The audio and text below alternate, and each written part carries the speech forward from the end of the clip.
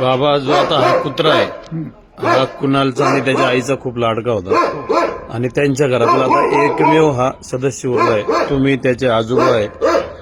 तर आता हा श्वान म्हणजे हा कुत्रा याला तुम्ही सांभाळणार आहे का? याला कुण्या संस्थेने किंवा एखाद्या श्वानप्रेमीने दत्तक घेतलं तर तुम्ही त्याला देऊन टाकणार आहे का? प्रेमीने घेतलं तर दत्तक म्हणून देऊन टाका. कारण आज चांदवडे कुटुंबातील हा एकमेव सदस्य उरला आपल्याला असंच म्हणता येईल. बरोबर आहे. बरोबर.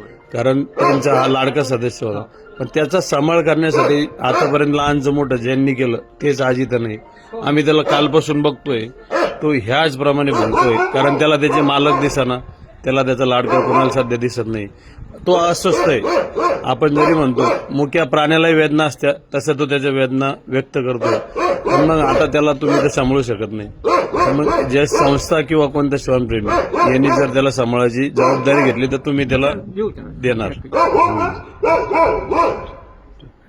घरामध्ये 2 व्यक्ती राहतात, नवरा बायको, दोन्ही वयस्कर आहेत. माझं 74 वर्ष वय आहे. तर त्याला आणि आजूबाजूला मकान आहे, घर आहे. माझं 20 बाय 30चं घर आहे. तर त्याला सांभाळायचं मला थोडं अवघडच आहे. पण